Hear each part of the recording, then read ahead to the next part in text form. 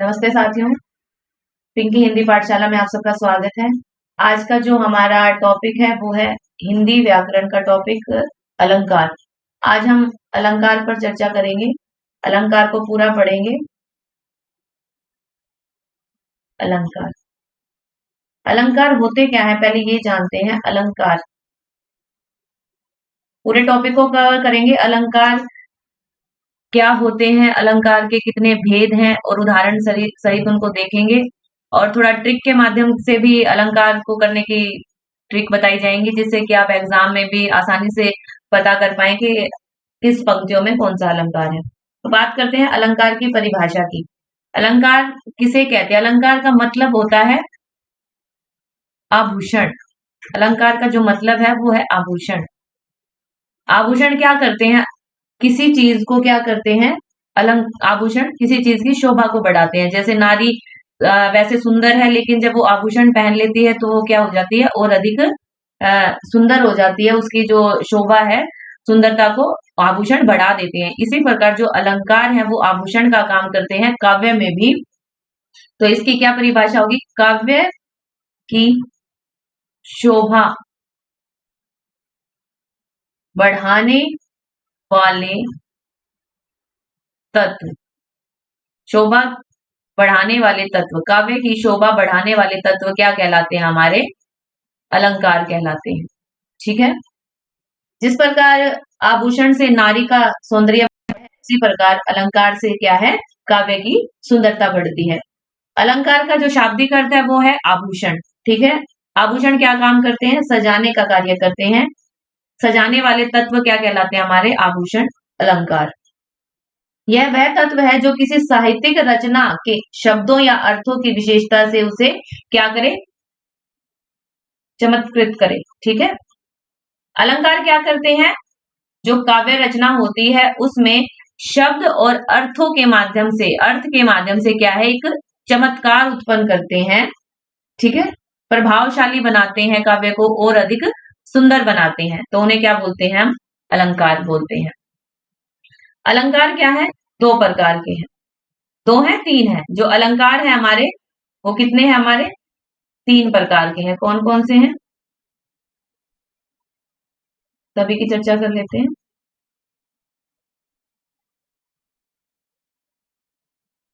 अलंकार अलंकार कितने प्रकार के हैं? तीन प्रकार के हैं। कौन कौन से? सबसे पहले है हमारा शब्दालंकार। ठीक है। दूसरे नंबर पे है हमारा अर्थालंकार और तीसरे नंबर पे है हमारा उभयालंकार। तो ये है अलंकार के तीन भेद: शब्दालंकार, अर्थालंकार और उभयालंकार। मेन है शब्दालंकार और अर्थालंकार। इसकी हम चर्चा करेंगे। एग्जाम में शब्दालंकार और अर्थालंकार से संबंधित क्वेश्चन पूछे जाते हैं। शब्दालंकार की बात करें तो इसमें कौन कौन से हैं? जैसे कि आपको इस नाम से ही ज्ञात है शब्दालंकार, जिसमें जिस काव्य में शब्द के माध्यम से चमत्कार उत्पन्न हो। ठीक है। शब्द, जहां शब्द के माध्यम से चमत्कार उत्पन्न, वो क्या कहलाएंगे? हमारे शब्दालंकार। और अर्थालंकार, जहां अर्थ के माध्यम से काव्य में चमत्कार उत्पन्न हो, वो क्या कहलाते हैं? अर्थालंकार। शब्दालंकार हमारे कौन कौन से हैं? हमारा सबसे पहला है अनुप्रास अलंकार, यमक अलंकार, श्लेष अलंकार और क्या है? वक्रोक्ति अलंकार।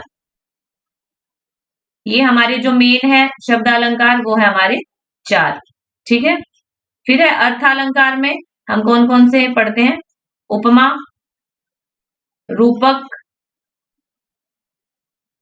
व्यक्तिरेक, उत्प्रेक्षा, प्रतीप अलंकार, भ्रांतिमान, संदेह। बहुत सारे हैं अर्थालंकार के जो एग्जाम की दृष्टि से जो महत्वपूर्ण है, उन्हीं पे हम सभी पे चर्चा करेंगे।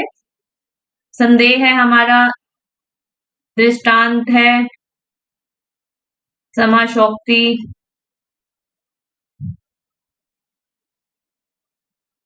अतिशयोक्ति,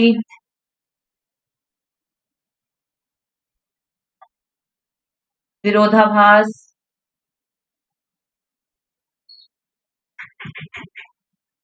विभावना, असंगति, उदाहरण अलंकार, प्रतिवस्तुपमा,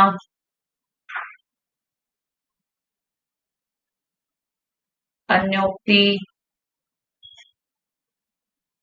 विशेषोक्ति और हमारा कौन सा है, निर्देशना। ये हमारे शब्दालंकार हैं जिन पे हम चर्चा करेंगे, ठीक है, सभी पे। और अब सभी को देखते हैं, परिभाषा उनके उदाहरण सहित सभी को पढ़ेंगे।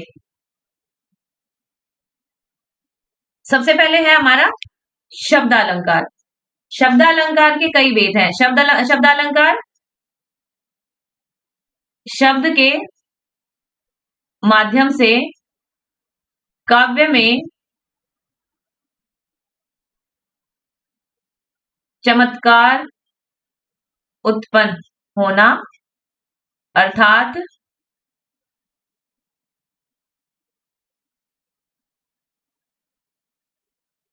शब्द के द्वारा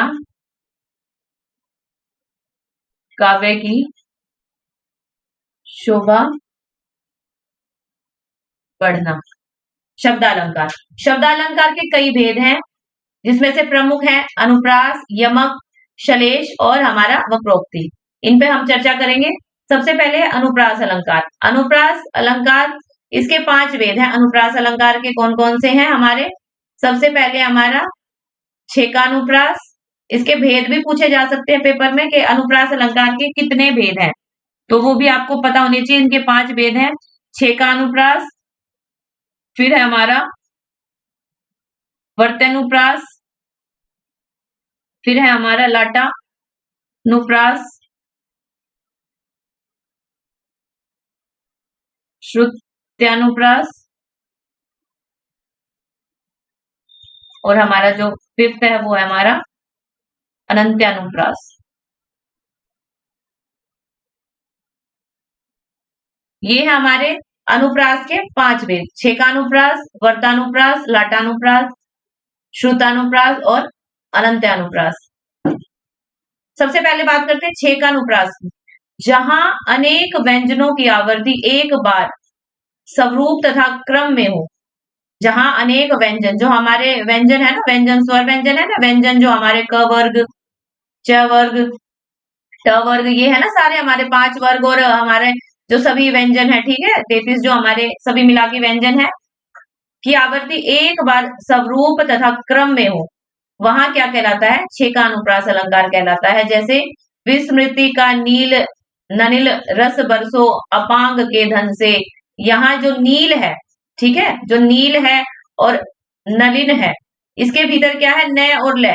न और ल जो हमारा व्यंजन है उसकी क्या है, और इधर क्या है हमारा दूसरे नंबर पे, तथा रस, ठीक है, जो रस है ना, रस, रस बरसों के भीतर क्या है? इसमें भी क्या है? जो हमारा रस है, और बरसों, बरसों में भी क्या है? बीच में रस है, ठीक है, यहाँ रस और इधर भी रस निकला, तो क्या है? व्यंजन की आवर्ती एक बार स्वरूप तथा क्रम में हो, ठीक है, स्वरूप भी रस, यहाँ भी रस आया, नील में न ल नल है, इधर भी नलिन में न ल नल है, ठीक है, तो ये क्या है? एक अनेक व्यंजनों की आवर्ती, जो व्यंजन है उनकी स्वरूप और क्रम में हो, तो वहां क्या कहलाता है? हमारा छेकानुप्रास। अगला हमारा प्रत्यानुप्रास। जहां एक व्यंजन अथवा अनेक व्यंजनों की एक बार या अनेक बार स्वरूपतः अथवा क्रम से आवर्ती हो, ठीक है, वहां क्या है? प्रत्यानुप्रास। जैसे कि सभई सुलभ सब दीन सब देसा, ठीक है, सेवत सादर समन कलेशा। इसमें क्या है? जो हम अनुप्रास को पढ़ते हैं, अनुप्रास अलंकार का जो हम परिभाषा पढ़ते हैं, उसमें क्या है? जो वर्ण है, वर्ण की आवृत्ति बार बार होती है, ठीक है, एक वर्ण की आवृत्ति जो सेम है, एक वर्ण की आवृत्ति क्या है? बार बार होती है। जैसे कि स, सेवक सादर समन कलेशा, स स स सेम आवृत्ति। ये अनुप्रास की जो परिभाषा है वो है अगर सिंपल चार आपको ऐसी ये वाली पंक्ति दे दिए, सेवत सादर समन कलेशा, इसमें आपसे पूछा जाए इस पंक्ति में कौन सा अलंकार है, अनुप्रास, यमक, श्लेष, तो आप क्या बोलेंगे, इसमें अनुप्रास अलंकार है। लेकिन अनुप्रास अलंकार के अगर आपको पांचों उदाहरणों में से कोई चार उदाहरण, चार जो एग्जाम्पल है वो दे दिए जाए, जो चार भेद है अनुप्रास के, तो आपको क्या लगाना है इसमें, प्रत्यानुप्रास। फिर है हमारा लाटानुप्रास, जहां शब्द और अर्थ एक ही रहे, ठीक है, लाटानुप्रास, परंतु अन्वय करने से भेद हो जाए, वहां क्या है, लाटानुप्रास। इसमें सिंपल है, ये लाइन ये लाइन ये लाइन ये लाइन, ये इधर लेट गई ये इधर लेट गई, ठीक है, ये पहली दूसरी तीसरी चौथी, जो पहली का कनेक्शन वो थर्ड से होगा, दूसरी का फोर्थ से होगा, ये इधर आ जाएगी ये इधर, ठीक है। लाटा में प्राधीन जो जन नहीं, इसमें क्या था, वर्ण की आवृत्ति हुई थी, इसमें क्या है, पूरा जो प्राधीन जो जन नहीं, स्वर्ग नरक ता हेतु, प्राधीन जो जन नर नहीं, स्वर्ग नरक ता हेतु, तो ये क्या है, सेम पंक्तियां सेम स्थान पर आ गई हमारी, पहली अब तीसरे स्थान पर, दूसरी हमारी चौथे स्थान पर, ये क्या हमारी लाटानुप्रास। पर पंक्तियां क्या है, बिल्कुल एक जैसी होनी चाहिए, ऊपर वाली पंक्ति नीचे, जो ऊपर है वही पंक्ति हमारी नीचे, ठीक है। ये तो फॉर ट्रिक है, एक ट्रिक, ट्रिक में क्या है, लेट ऊपर वाली पंक्ति नीचे लेट गई, ऊपर वाली पंक्ति नीचे लेट गई, लाटानुप्रास, ठीक है।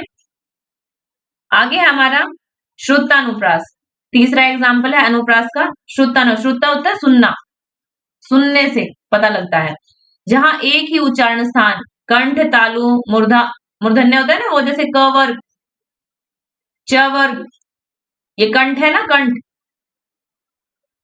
तालु, तो ये क्या है, कंठ तालु मूर्धन्य से बोले जाने वाले वर्णों की आवृत्ति होती है, वहां क्या है, श्रुतानुप्रास अलंकार कहलाता है। जैसे दिनांत था थे दिन नाथ डूबते, सधेनु आते ग्रह गवाल बाल थे, तो इसमें क्या है, जो त वर्ग है ना, त थ द, तो तय वर्ग इधर ही है, और थ भी क्या है, तय वर्ग का ही है हमारा, तो क्या है, इसमें एक ही उच्चारण स्थान की आवृत्ति होगी श्रुतानुप्रास में। सुनने में आपको डूबते, बाल थे, ठीक है, त वर्ग पीछे आ रहा है ना, जहां त थ द ध न, ठीक है, जो दंत है ना, त वर्ग दंत की, तो आवृत्ति क्या है, सेम हो रही है, तो वो क्या कहलाएगी हमारी श्रुतानुप्रास। आगे है अनंत्यानुप्रास, जहां चरण या पद के अंत में स्वर या व्यंजन क्या है, एक जैसे आए, देखना इसमें गुरु पद रज मृदु मंजुल व्यंजन, नयन अमीय दृग दोष विभंजन, व्यंजन विभंजन, लिस्ट में लास्ट में लग रहा है ना, बिल्कुल सेम सेम। अंत में क्या, अंत्यानुप्रास अंत में, ठीक है, अंत में व्यंजन क्या है, स्वर या व्यंजन जो भी होगा वो क्या रहेंगे, अंत में एक जैसे होंगे, उसमें क्या आएगा हमारा अनंत्यानुप्रास अलंकार। फिर है दूसरे नंबर पे हमारा, फर्स्ट पे था हमारा अनुप्रास अलंकार, फिर है हमारा यमक अलंकार, जहां एक शब्द कई बार आए परंतु अर्थ भिन्न भिन्न हो, वहां क्या कहलाता है, यमक अलंकार कहलाता है। जहां क्या है, शब्द एक शब्द है वो क्या है, कई बार आएगा, परंतु अर्थ क्या रहेंगे, भिन्न अर्थ रहेंगे, जितनी शब्द आएगा तो उसका अर्थ भी भिन्न ही होगा। रहीमन या निज पेट दे बहुत कहो समझाए, जो तू अन खाए रहे काहे को अन खाए, इसमें क्या है, अन खाए शब्द दो बार आया है, ठीक है, जैसे कि अन खाए, अन खाए, पहले अन खाए का क्या अर्थ है, बिना खाए, जो तू अन खाए रहे, जो तू बिना खाए रहे, काहे को अन खाए, तो दूसरे का है अप्रसन्न, तो जो बिना खाए रहेगा तो कैसे तू, दूसरे का अप्रसन्न, तो काहे को अप्रसन्न, तो क्या है, काहे को तू अप्रसन्न रहे, ठीक है। फिर है हमारा श्लेष, लास्ट में इनके और एग्जाम्पल भी देखेंगे, जैसे कि यमक अलंकार का हम और एग्जाम्पल भी देखेंगे। यमक अलंकार की एक ट्रिक है, इसमें क्या है, दूसरा एक उदाहरण देख लेते हैं, जैसे कि काली घटा का घमंड घटा, इसमें क्या है, यहाँ भी घटा है यहाँ भी घटा, जहां एक शब्द कई बार आए, ठीक है, कई बार आए, एक से अधिक बार आए ना, घटा घटा, लेकिन क्या है, अर्थ भी क्या होगा उसमें, भिन्न भिन्न होगा, जो इसका अर्थ है भिन्न होगा इसका। यहाँ काली घटा का मतलब है, काली घटा बादल की बात हो रही है ना, काली घटा का घमंड घटा मतलब घटना, उसका घमंड क्या है, कम हो गया, घटना मतलब कम होना, ठीक है, दोनों का क्या है, अर्थ अलग है, घटा इधर अलग अर्थ है, इधर अलग अर्थ, ऐसे ही अन खाए का यहाँ अर्थ अलग है, और अन खाए का यहाँ भी क्या है, अर्थ अलग है। शब्द क्या है, जितने शब्द आएंगे उनका अर्थ भी क्या होगा, भिन्न होगा यमक अलंकार में। श्लेष अलंकार, तीसरे नंबर पर हमारा श्लेष, जहां एक ही शब्द के कई अर्थ लिए जाएं वहां श्लेष अलंकार होता है। ठीक है, जहां एक ही शब्द के कई अर्थ लिए जाएं, मतलब शब्द एक होगा और क्या है, कई अर्थ लिए जाएंगे। अर्थ क्या है, एक शब्द के कई अर्थ निकलेंगे, जैसे कि हितकारी ऋतुराज तुम साजद जंग आराम। यहाँ क्या है, ऋतुराज तथा आराम शब्द क्या है, श्लिष्ट है। जैसे कि हितकारी ऋतुराज तुम साजद जग आराम, वो क्या है, एक ऋतुराज क्या होता है, जो ऋतुओं का राजा है ना, सभी ऋतु होती है ना हमारी, वसंत ऋतु, शरद ऋतु, ऋतुराज, ऋतुओं का राजा कौन, किसको बोलते हैं, वसंत को बोलते हैं। ठीक है, एक तो इसका मतलब ये हो गया ऋतुराज, एक शब्द आएगा लेकिन उसके क्या है, अर्थ अलग होंगे, एक का ऋतुराज होगा। लेकिन जब हम दूसरी बार करते हैं तो एक ऋतुराज किसको बोलते हैं, एक ऋतुराज हम समय को भी बोलते हैं ना। हितकारी ऋतुराज तुम साजद जग आराम, मतलब एक तरफ क्या है, वसंत ऋतु तुम बड़े उपकारी हो क्योंकि तुम सारे संसार रूपी, जो आराम है ना, आराम शब्द का मतलब है संसार रूपी उपवन को क्या करते हो, सुसज्जित कर देते हो। जब वसंत ऋतु आती है तो सभी क्या है, हरियाली छा जाती है ना सभी जगह, तो वो क्या है, उपवन को क्या कर देते हो, जो आराम है उपवन, उसको क्या कर देते हो, सुसज्जित कर देते हो। और एक तरफ इसकी क्या आएगी कि हे हितकारी ऋतुराज, जो समय होता है उसके अनुरूप आचरण करने वाले क्या है, धर्मात्मा राजा तुम सारे जगत को आराम अर्थात सुख देते हो। हितकारी ऋतुराज, यहाँ क्या है, ऋतुराज राजा की बात हो रही है, ऋतुराज राजा की बात हो रही है। तुम्हारे तुम्हारे उसमें क्या है, सभी क्या है, सुख भोग रहे हैं, जो प्रजा जग है, तुम प्रजा है, वो क्या है, सुख भोग रही है। जो हमारा श्लेष अलंकार है इसके दो भेद है, कौन सा, सभंग श्लेष और अभंग श्लेष। आपको सिर्फ पता होना चाहिए इसके भेद, श्लेष के दो भेद है। एग्जाम्पल में आपसे श्लेष अलंकार के ही एग्जाम्पल पूछेगा, चार ऑप्शन देके, यमक है, श्लेष है, अनुप्रास है, वक्रोक्ति है। तो सबंग देख लेते हैं। श्लेष शब्द भंग करने पर जहां दूसरा अर्थ निकले, शब्द को भंग करने पर जब दूसरा अर्थ निकले उसे बोलते हैं सभंग श्लेष। और अभंग श्लेष किसके, किसी शब्द को दो भागों में बांटे बिना ही एक से अधिक अर्थ निकले उसे क्या बोलते हैं, अभंग। सभंग जिसका भंग किया जा सके, विच्छेद तोड़ा जा सके, अभंग जिसको तोड़ा ना जा सके। जैसे नाही कहे थोरो माथे सब देन कहे, मगन को देखी पट देत बार बार है। ठीक है, और अभंग का उदाहरण, चरण धरत शंका करत चितवन चारहु और, सुब्रन को ढूंढत फिरे कवि व्यभिचारी चोर। ठीक है, इसमें क्या है, सुब्रन खुशबू, कवि के लिए अलग चीज है, व्यभिचारी के लिए अलग चीज है, और चोर के लिए क्या है, अलग इसका उदाहरण है। अगला है हमारा वक्रोक्ति अलंकार। वक्रोक्ति वह अलंकार है जिसमें सुनने वाला कही हुई बात कोई अन्य ही अर्थ में निकाले, उसे क्या बोलते हैं, वक्रोक्ति अलंकार। जैसे कि कौन तुम है घनश्याम हम, तो सुनने वाला क्या, तो बरसों कही जाए, वो कह रहा है कि मैं घनश्याम हूं, तो घनश्याम दूसरा क्या उदाहरण होता है, घनश्याम किसको बोलते हैं, बादल को भी बोलते हैं। वो कहता है घनश्याम है, तो क्या घनश्याम हो तो क्या क्या करो, फिर बरसों कहीं कहीं पर जाके बरस जाओगे। इसमें क्या, सुनने वाला कही हुई बात का कोई अन्य अर्थ निकाले, उसको क्या बोलते हैं, वक्रोक्ति अलंकार। वक्रोक्ति अलंकार में क्या है, जो कथन के तोड़ मरोड़ या उक्ति की ध्वन्यार्थ, मतलब जो ध्वनि है उसका अर्थ प्रकट, उसमें क्या है, अर्थ प्रकट होता है। आगे है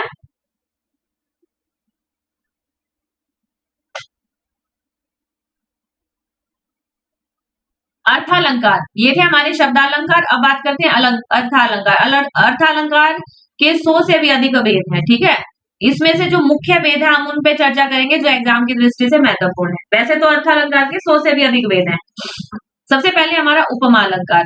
उपमा का क्या अर्थ होता है, तुलना करना। ठीक है, उपमा क्या है, तुलना करना। जिसका वर्णन हो उसे उपमेय, और जिससे उपमा दे उसे क्या कहते हैं, उपमान। ठीक है, जिसकी बात की जाए वो क्या है, उपमेय। ठीक है, और इसकी क्या है, तुलना की जाए, उपमान। जिससे उपमा दे, जिसकी बात की जाए वो क्या है, उपमेय, और जिससे उपमा या क्या है, तुलना, वो क्या कहलाता है, हमारा उपमान। ठीक है, जैसे श्री कृष्ण चंद्र जी बादल के समान काले हैं। इसमें क्या है, उपमेय क्या है, जिसकी बात की जाए, ठीक है, किसकी बात हो रही है, कृष्ण की बात हो रही है, ठीक है, किसके समान बताया गया है उसे, बादल के समान काले बताए गए हैं। तो इसमें क्या है, जो उपमेय है वो क्या है, जिससे की जाए, किससे की जा रही है, बादल से। तो ये क्या है हमारा उपमेय, जिससे की जाए और जिसकी की जाए वो क्या है हमारा, ये क्या है हमारा उपमेय। उपमेय क्या है, जिसकी की जाए और जिससे की जाए वो क्या है, उपमान। ठीक है, ये चीज आप आगे तक याद रखें क्योंकि अर्थालंकार में ये चीज आपको क्लियर होनी चाहिए। उपमेय किसको बोलते हैं, उपमान किसको बोलते हैं। वाक्य में या काव्य में जो पंक्ति है उसमें जिसकी बात की जाए, जिसकी तुलना की जाए और जिससे की जाए, जिसकी की जाए उपमेय और जिससे तुलना की जाए वो क्या कहलाता है, उपमान कहलाता है। श्री कृष्ण चंद्र जी बादल के समान काले हैं, श्री कृष्ण क्या है उपमेय और किसके समान है बादल, वो क्या है हमारा उपमान। ये था हमारा उपमा का उदाहरण। और इसकी जो ट्रिक के माध्यम से क्या है, जो उपमा है उसका पता कैसे लगाएंगे, उसका पता लगाएंगे अगर आप पंक्तियों में सा, सी, से, सम, समान, सरिस, ठीक है, ये अगर वाक्य में ये आए हुए हैं शब्द तो भी उसमें क्या होगा, हमारा उपमा होगा। ठीक है, इन्होंने लिखा उपमा के वाची शब्द क्या है, सो, लो, सरिस, समान, सदृश, तुल्य, सी, से, तुल, ठीक है, तुलना कर रहे हैं ना वो चीज, समान, ये अगर वाक्य में होंगे तो क्या हमारा उपमा है। अब है दूसरे नंबर पर रूपक, जहां उपमेय और उपमान में पूर्ण समानता बताई जाए, ठीक है, जिसकी तुलना की जाए और जिससे की जाए वो क्या है, पूर्णतः समान बताई जाए, तो वहां क्या है, रूपक अलंकार कहलाता है। इसके बीच में क्या है, योजक चिन्ह होगा, ठीक है, आपस में क्या होगा, योजक चिन्ह जिन के बीच में होगा, योजक चिन्ह जहां दिख जाए पंक्ति में वहां के अलंकार पूछे तो क्या लगा दोगे आप, रूपक अलंकार। जैसे राम नाम मणि दीप धरूं, जिह देहरी द्वार, तुलसी भीतर भाईरो जो चाहत उजियार। तो इसमें क्या है, राम नाम योजक चिन्ह है ना, मणि दीप धरूं, ठीक है, मणि के समान दीप धरूं, राम का नाम जपूं, राम के नाम के समान मैं नाम जपूं, ठीक है। इसमें क्या है, उपमेय क्या है, राम का नाम, और किसके उपमान किया गया है, मणि द्वीप, ठीक है, कासा बनाकर पूर्णतः क्या है, समानता और अभेद के साथ दिखाया गया है। ठीक है, राम नाम और मणि द्वीप धरूं, ठीक है, दोनों को क्या है, पूर्णतः समान दिखाया गया है। आप पंक्तियों के माध्यम से ना पता लगा पाए तो आप योजक चिन्ह अगर आपको दिख रहा है काव्य में तो वो पंक्तियों में, तो वो क्या कहलाएगा, हमारा उपक अलंकार। ओ चिंता की पहली रेखा, अरे विश्व वन की व्यापी, ज्वालामुखी सब सपोर्ट के भीषण प्रथम कंपन सी मत वाली। इसमें भी योजक चिन्ह है, कंपन सी के समान, ठीक है ना, कंपन सी मत वाली। फिर है व्यक्ति रेख, उपमान की अपेक्षा उपमेय को ज्यादा बढ़ा चढ़ाकर प्रस्तुत किया जाना, ठीक है, उपमान की अपेक्षा। उपमेय कौन है, जिसकी तुलना की जाए, जिसकी की जाए वो क्या है, जिसकी, उपमेय, ठीक है। राधा चंद्र के तरह प्यारी है, कर दिया, ठीक है, ये वाक्य कर दिया। इसमें क्या है, राधा क्या है, उपमेय, किसके समान, चंद्र के समान, ये क्या है, उपमान, ये क्या है, उपमेय, ठीक है, ऐसे याद रखना, जिसकी की जाए उपमेय और जिससे की जाए उपमान। उपमान की अपेक्षा, ठीक है, उपमेय को ज्यादा बढ़ा चढ़ाकर प्रस्तुत किया जाए वो क्या कहलाता है, हमारा व्यक्ति रेख। उम्मीद है ये चीज आपको समझ आ रही होगी अच्छी तरह से। आगे देखते हैं उत्प्रेक्षा, इसका उदाहरण है, सम सुवर्ण सुख माकर सुखद नथोर, सिए अंग सखी कोमल कनक कठोर, ठीक है, ये इसका उदाहरण है। और अन्य उदाहरण भी देखेंगे हम, फॉर एग्जाम्पल से कौन से उदाहरण किसके लिए है, तो ये चीज भी हम क्लियर करेंगे। व्यक्तिरेख अलंकार हमने कवर कर लिया। अब है हमारा नेक्स्ट है उत्प्रेक्षा अलंकार। यदि उपमेय की उपमान में बलपूर्वक समकल्पना की जाए, ठीक है, इसमें क्या, उपमान की उपमेय के साथ बलपूर्वक समकल्पना, समान कल्पना की जाए तो वहां क्या उत्प्रेक्षा अलंकार होता है। और इसके जो एग्जाम्पल है वो देख कैसे पता लगेगा, ट्रिक क्या होगी इसकी, जैसे कि पंक्तियों में मनु, मानो, जनु, जानो, जनहू, मनहू, तो ये क्या है हमारे मनहू, ये जो अगर आपने शब्द देख लिए तो वहां कौन सी पंक्तियों में कौन सा अलंकार होगा, उत्प्रेक्षा अलंकार होगा।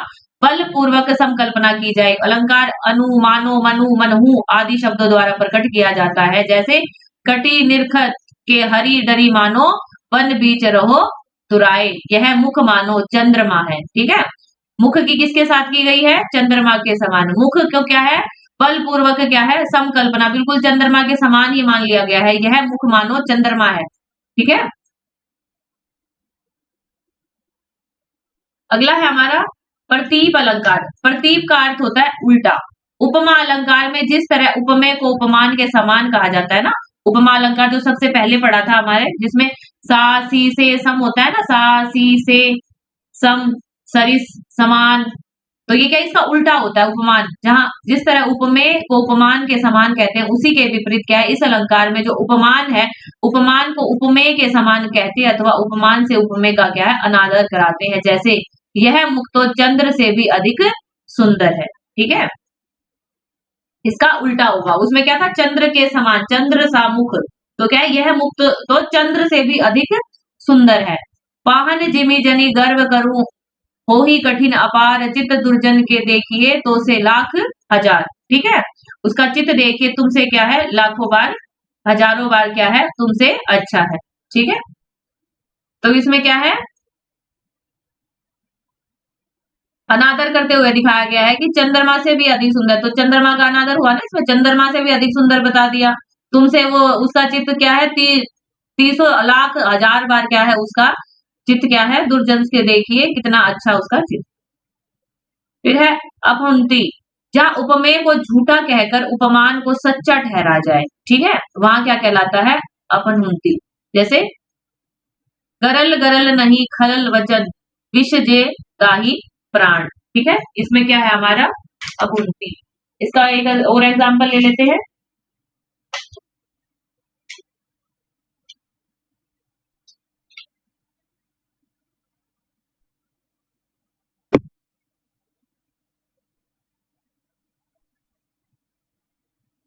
यह चंद्र नहीं मुख है, यहाँ उपमेय को झूठा कहकर उपमान को सच्चा ठहराया जाए। ठीक है, यह चंद्र नहीं क्या है, मुख है।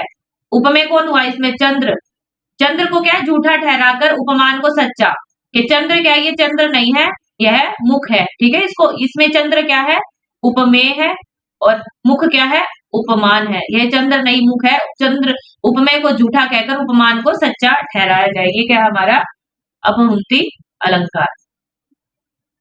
कहीं कहीं मिस, बहाना, ब्याज आदि पद रखकर भी किसी बात को अन्यथा किया जाता है। जैसे कि न, नहीं, निषेध, निषेध जो ना करते हैं, नहीं करते। ठीक है, ये भी इसमें क्या आएंगे, अपहुंती अलंकार में। नहीं जहां आएगा ना, निषेध किया जाए वहां ये अलंकार हुआ। फिर है भ्रांतिमान।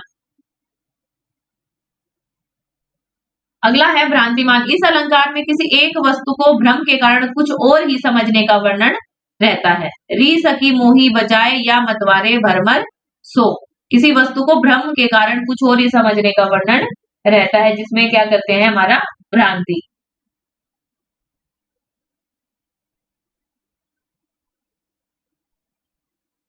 इसका एक उदाहरण ले लेते हैं।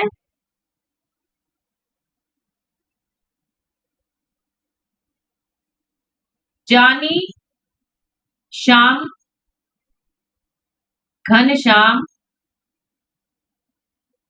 को नाची उठे वन मोर, इसमें कौन सा अलंकार होगा,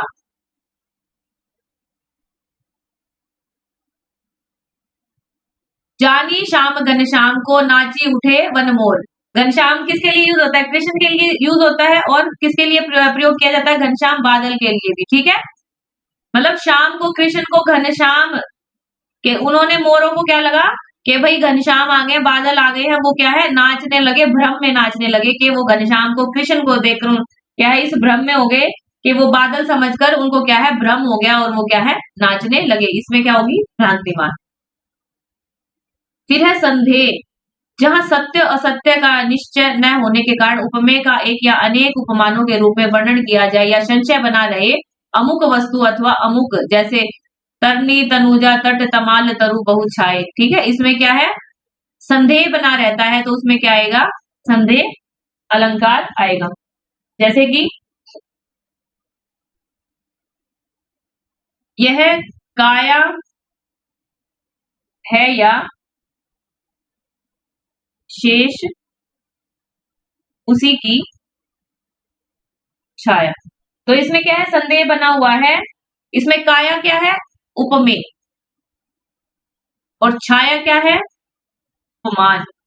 इसमें क्या संदेह बना हुआ है, यह काया है या शेष उसी की छाया, कि ये काया है या शेष उसी की छाया। इसमें क्या है, संदेह है, इसका पूरा ज्ञात नहीं है, उसमें क्या होगा, संदेह अलंकार होगा। इसमें हो, किंग हो, या तो, अथवा, की, के आदि क्या है इसके, ये शब्द जहां आपको दिखाई दे वहां क्या है, संदेह आपका अलंकार होगा। ठीक है,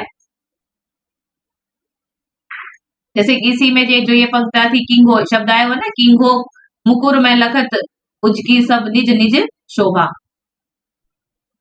आगे है दृष्टांत, जहां उपमेय और उपमान के रूप में दो भिन्न भिन्न वाक्य एक रहते हैं, जिनके धर्मों में विभिन्नता होती है किंतु दोनों में एक प्रकार की समानता या एकता सी दिखाई जाती है। उपमान और उपमेय, जिसकी तुलना की जाए और जिससे की जाए, दोनों के दो भिन्न भिन्न वाक्य ऐसे रहते हैं जिनके धर्मों में भी भिन्नता होती है, दोनों अलग अलग होंगे किंतु दोनों में एक प्रकार की समानता क्या है और एकता सी दिखाई देती है, वो क्या कहलाता है, हमारा दृष्टांत अलंकार कहलाता है।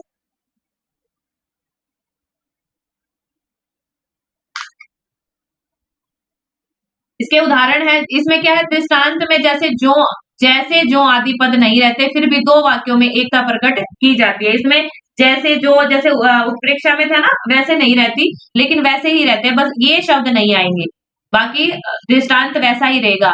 कुल्ही प्रकाशे एक सूत नहीं, अनेक सूत निध, चंद एक सब तम हरे नहीं, ठडगन के वृंद। यह दो पृथक वाक्यों में जिसमें क्या है, धर्म भाव भी पृथक ही है, एकता एवं समानता दिखाई गई है, एक में दूसरे का क्या है, प्रतिबिंब सा दिखता है, तो ये क्या कहलाएगा, हमारा दृष्टांत अलंकार। अगला है अर्थांतर अन्यास, जहां कोई सामान्य अर्थात व्यापक सिद्धांत या कथन किसी विशेष अर्थात सीमित सिद्धांत या कथन से पुष्ट किया जाए, अथवा कोई विशेष सिद्धांत किसी सामान्य सिद्धांत से पुष्ट किया जाए, वो क्या कहला, जहां अर्थ का अंतर आ जाए।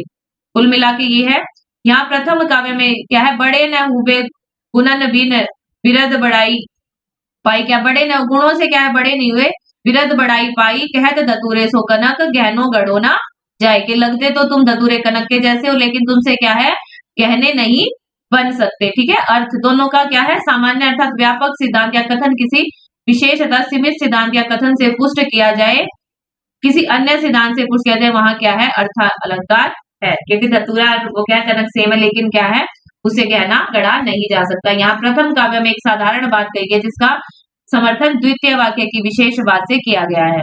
ठीक है, उदाहरण के तौर पे जैसे कि गुण, वैसे तो बड़े हो गए लेकिन गुणों से बड़े नहीं हो गए, बिरद बड़ाई पाई, वैसे ही तुमने क्या बड़ाई पाली। फिर कहत, जैसे धतूरा सो कनक गहनो गढ़त न जाए। ठीक है, कहना गढ़ा नहीं जाएगा। फिर है समाशोक्ति, समान कार्य, समान लिंग, समान विशेषण आदि के द्वारा प्रस्तुत वर्ण का अप्रस्तुत ज्ञान क्या कहलाता है, समाशोक्ति। चंप लता सुकुमार तू, धन तुव भाग्य विगात, तेरे ठिंग सोहत सुगध, सुंदर श्याम तमाल, ये क्या हमारा आएगा, समाशोक्ति। समान उक्ति जहां दिखाई दे वहां क्या कहलाता है, हमारा समाशोक्ति अलंकार। फिर अतिशोक्ति, अतिशोक्ति अति बढ़ा चढ़ाकर किसी बात का वर्णन किया जाए, उसे क्या बोलते हैं, अतिशोक्ति।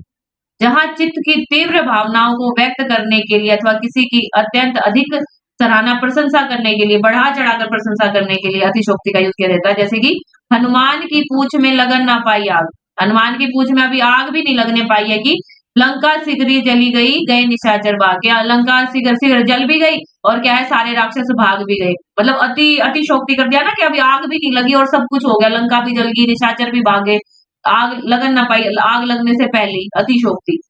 ठीक है, फिर है विरोधाभास, जहां विरोधी पदार्थों का वर्णन किया जाए वहां विरोधाभास। या अनुरागी चित्त की गति समझे नहीं कोई, जो जो बूढ़े श्याम संग तो उज्जवल होए। विरोधी पदार्थों का वर्णन किया गया है ना, कहाँ श्याम तू या अनुरागी चित्त की कोई नहीं समझ सकता, जो जो बूढ़े श्याम रंग त्यो तो उज्जवल हुए। ठीक है, तो ये क्या है, जो जो बूढ़े, जो जो ये श्याम के संग ज्यादा चित्त हमारा लगा हुआ है, तो ये क्या है, और ज्यादा उज्जवल होता जा रहा है। ठीक है, उल्टा हो रहा है ना, शाम कहाँ, शाम अंधेरा, रात काले का प्रतीक है, और वही क्या उज्जवल, उसका उल्टा कहा जा रहा है। ठीक है, विरोधाभास। विभावना, नेक्स्ट है विभावना, जहां कारण के अभाव से ही कार्य संपन्न हो जाए। कारण के अभाव से ही, कारण जैसे कि मेरा कारण पढ़ना, आपका कारण पढ़ना। ठीक है, जहां कारण के अभाव से ही कार्य संपन्न हो जाए, बिना पढ़े ही आपको अलंकार आ जाए, विभावना। वहां क्या है, विभावना। बिनु पद चले सुने बिनु गाना, बिना पैर के चलना, सुना बिना कानों के सुनना, कर बिनु कर्म करे विधि नाना। ठीक है, सभी कर्म क्या कर रहे हैं, और कोई उनकी विधि नाना विधियों से कर रहे हैं, तो क्या है, बिना कार्य के कारण। ठीक है, जो कारण के अभाव से कार्य क्या है, संपन्न हो रहा है।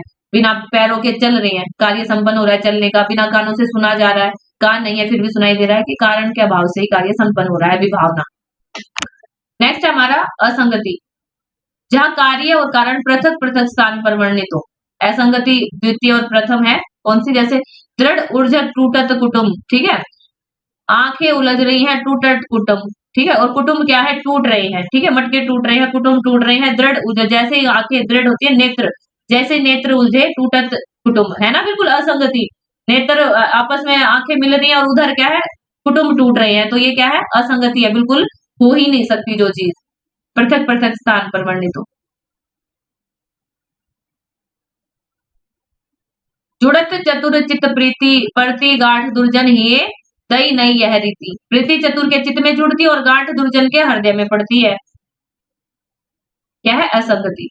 ऐसे ही आगे है, द्वितीय संगति में भी यही है, पलकिन पीक अंजनी अधर धरे महावर भाल, आजू मिली सुभली करी भले बने हो लाल। यहाँ नेत्रों के लगाया जाने वाला व्यंजन अंधरों पर, और जो पांवों में लगाया जाने वाला महावर है, वो भाल पर लगाया जाना दिखाया गया है, उल्टा इसको दिखाया गया, असंगति दिखाई गई है। इसमें भी ऐसे ही है, शंकर आई अमंगल कीनो। शंकर क्या है, मंगल करता है ना, शंकर हमारा शिव शंकर मंगल करता, लेकिन शंकर आए और अमंगल कर दिया, अमंगल मतलब बुरा कर दिया, असंगति है ना। फिर है उदाहरण अलंकार, अगला है, जब दो वाक्यों में साधारण धर्म की भिन्नता सहित वाचक शब्दों के द्वारा समानता दिखाई जाए। उदाहरण, इसमें जैसे तैसे का प्रयोग होता है। बूंद अगात सहे गिरी कैसे, खल के वचन संत सहे जैसे। ठीक है, कि बूंद के अगात पर्वत कैसे सहेंगे, खल के वचन, जैसे खल जो होते हैं ना, ये जो संतों को निरादर करते हैं, खल के वचन जैसे संत सहते हैं, वैसे ही बूंद के अगात पर्वत सहते हैं। उदाहरण के साथ समझा रखा है ना, जैसे का प्रयोग कर रखा है। दृष्टांत भी कुछ कुछ उदाहरण की तरह होता है। दृष्टांत में वाचक शब्द नहीं होता, ठीक है, किंतु उदाहरण में वाचक शब्दों का रहना क्या है, नितांत आवश्यक है।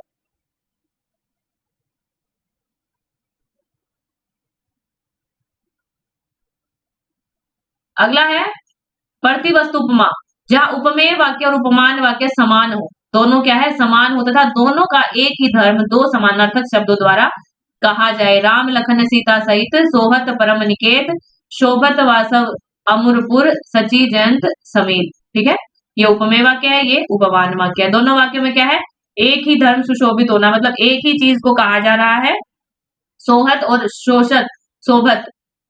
ठीक है, दो समानार्थक शब्दों द्वारा कहा गया है, इसमें क्या आएगा, प्रतिवस्तु उपमा। फिर है विशेषोक्ति, कारण की उपस्थिति में कार्य का न हो पाना क्या कहलाता है, विशेषोक्ति। जैसे कि पानी बीच मीन प्यासी, जब मीन क्या है, मछली क्या है, पानी में ही रहती है, फिर भी वह प्यासी है। पानी बीच, पानी के बीच में क्या है, मछली प्यासी, ये सब कुछ है, फिर भी क्या है, वह प्यासी है। पानी चारों तरफ पानी है, फिर भी वह प्यासी है, ये क्या हुआ, विशेष उक्ति। कारण की उपस्थिति में भी कार्य का न होना। ठीक है, वहां कारण नहीं था फिर भी कार्य हो रहा था, यहाँ क्या है, कारण की उपस्थिति है और यहाँ क्या है, कार्य नहीं हो पा रहा, ये क्या है, अन्योक्ति। अगला हमारा उपमान के द्वारा उपमेय का वर्णन, जहां उपमान अप्रस्तुत एवं उपमेय क्या है, प्रस्तुत हो, वहां क्या है, अन्योक्ति। स्वार्थ सुकृत श्रम वृथा, देखूं विहंग विचार, बाज पराए पानी पर तू पश्चिनु न मार। ठीक है, ये क्या है, अन्योक्ति अलंकार। अगला है हमारा निदर्शना। एक इसका उदाहरण अन्योक्ति का देख लेते हैं। नहीं पराग नहीं मधु, मधुर मधु नहीं विकास इति काल, अली कली ही सो बिंध्यो आगे को नवाल। इसमें अलंकार कौन सा होगा? इसमें अन्योक्ति अलंकार होगा। ठीक है। निदर्शना, निदर्शना के दो भेद हैं। कौन सा है? निदर्शना प्रथम और निदर्शना द्वितीय। जहां दो समान वाक्यांशों का एक में आरोप किया जाए वहां प्रथम निर्देशना होती है, और जहां एक वस्तु में होने वाले गुण को दूसरी वस्तु में होना दिखाया जाए वहां द्वितीय होती है। ठीक है। जैसे कि फर्स्ट में, सूर्य पर चंड होते वैसे ही जैसे है मार्तंड प्रखर। यहाँ प्रखर शूर और प्रखर मार्तंड दो समान वाक्यों का एक ही में आरोप दिखाया गया है कि ये वैसे ही होते हैं जैसे कि मार्तंड प्रखर होते हैं, वैसे ही क्या सूर्य प्रचंड होते हैं। ठीक है। समान दिखाया गया ना, दोनों समान वाक्यांशों का एक में आरोप दिखाया जाए। ठीक है। द्वितीय क्या है? जहां एक वस्तु में होने वाले गुण को दूसरी वस्तु में होना दिखाया, जैसे यही काम नाशिनी कमीक्षा कली में कहावे, कि यह वह देवी है जो काम क्या है? काम वासना का नाश करती है। कलयुग में इसका नाम क्या है? कमीक्षा बताया गया है। यह काम नाशिनी, ये काम का नाश करने वाली है। कमीक्षा कली में कहा, कलयुग में क्या कहावे क्या कहलाती है? कमीक्षा कहलाती है। यह भव भेड़नी भवानी शंभु घरनी, आगे क्या है? यह वही भवानी है, ये भेड़नी भवानी शंभु घरनी, यह वही भवानी है जो भव सागर का क्या है? भेदन करने वाली है। क्या है? जीव को क्या है? जन्म मरण से मुक्त करने वाली है। यह राम रमणी सहज रूप सीता सती, आगे क्या है? यह वही देवी है जो राम की रमणी क्या है? सीता। राम की रमणी क्या है? पत्नी। रमणी का मतलब पत्नी क्या है? राम की रमणी रूप में सहज क्या है? स्वरूप सीता सती, सीता माता है। तो ये थी निर्देशना, जहां एक वस्तु में होने वाले गुण को दूसरी वस्तु में दिखाया जाए, इसे क्या बोलते हैं आप? निर्देशना। ये थे हमारे सारे अलंकार। इसमें हमारा यमक अलंकार का देख लिया। उपमा में, उपमा का कैसे पता लगेगा? जब हमारा सा सी से सम होगा, सा सी से सम होगा, इससे पता लगेगा। फिर हमारा रूपक, रूपक में क्या है? योजक चिन्ह आएगा, उससे आप पता लगा लेंगे। ये ट्रिक के माध्यम से आप पता लगा सकते हैं। फिर है उत्प्रेक्षा। उत्प्रेक्षा कैसे किया था हमने? जिसमें मनु, जानो, जनू, ठीक है, मनहू, मानो, ये सारी चीजें होंगी, वो उत्प्रेक्षा। मानवीकरण, मानवीकरण में क्या होगा? जो निर्जीव चीज है उसको सजीव बताया जाएगा, निर्जीव को सजीव बताया जाएगा मानवीकरण में। ठीक है। अतिशोक्ति में बढ़ा चढ़ाकर। विभावना में क्या था? कारण के बिना कार्य था, कारण के बिना, कारण के बिना कार्य हो रहा था। ठीक है ना। बिना पैरों से चलना, बिना कानों से सुनना, ये क्या था? विभावना, कारण के बिना कार्य। फिर है विशेषोक्ति। इसमें क्या था? कारण के होने पर भी कार्य न होना। ठीक है। विशेषोक्ति में कारण के होने पर भी कार्य नहीं हो रहा था, यहाँ क्या था? कारण के बिना कार्य हो रहा था। जैसे देखो दो दो मेघ बरसते मैं प्यासी की प्यासी। ठीक है। तो दूसरा हमने देखा था ना, पानी बिच मीन प्यासी। ठीक है। विशेषोक्ति में कारण के होने पर भी कार्य नहीं होता, हमारे पास साधन है फिर भी वो काम नहीं हो पा रहा, वहां कारण के बिना कार्य हो रहा है। ठीक है। ये था हमारा कुल मिला के अलंकार का पूरा टॉपिक जो हमने कवर कर लिया। इससे बाहर अलंकार से क्वेश्चन बहुत कम देखने को मिलेंगे, इसी अलंकारों में से आपसे प्रश्न पूछा जाएगा। और हमारी जो नेक्स्ट क्लास होगी, हमारी जो अगली क्लास होगी, वो होगी क्वेश्चंस पे, अलंकार के हम प्रश्नोत्तरी करेंगे, जिससे आपको सारे अलंकार आपको कवर हो जाएंगे। आपको कैसे पंक्तियों में अलंकार छाटना है वह आपको पता लग जाएगा। उदाहरण से हम देखेंगे, सभी के एग्जाम्पल से क्वेश्चनिंग लेके आएंगे, सभी अलंकारों को कवर करेंगे। नेक्स्ट क्लास में क्वेश्चन की क्लास रहेगी, प्रश्न की क्लास रहेगी। तो जो भी साथी नए हैं वो चैनल से जुड़े, और वीडियो पसंद आए तो लाइक करें, चैनल को सब्सक्राइब जरूर करें ताकि आने वाली वीडियोस का नोटिफिकेशन आप तक पहुंचे। मिलते हैं नेक्स्ट वीडियो में। धन्यवाद।